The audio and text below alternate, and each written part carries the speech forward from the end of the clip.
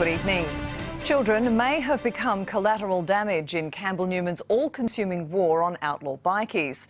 A 6-month commission of inquiry has found police resources were diverted to targeting gangs, leaving other crime, including the hunt for paedophiles, virtually ignored. On the very day we mark Daniel Morecambe's memory, a damning, almost sickening indictment on what little we're doing to prevent the same tragedy happening again. They have viewed bikies as a threat to public safety.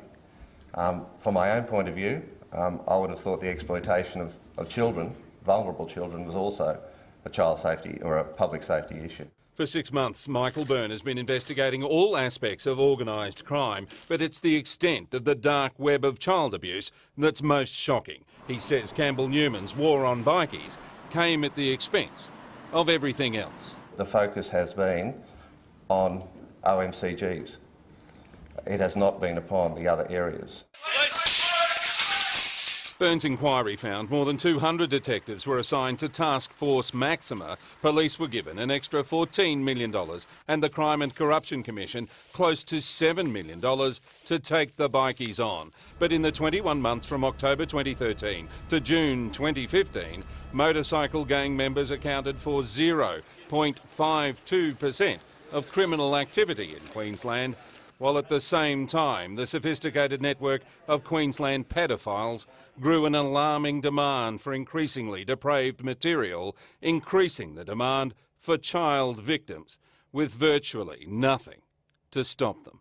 I think you could count the number of persons who do the very difficult job of identifying the images on the fingers of a lot less than one hand. The LNP says it had to stand up to the gangs. The allocation of resources from one area of crime to another is a matter for the police force. The Premier says she'll talk to the Police Commissioner soon.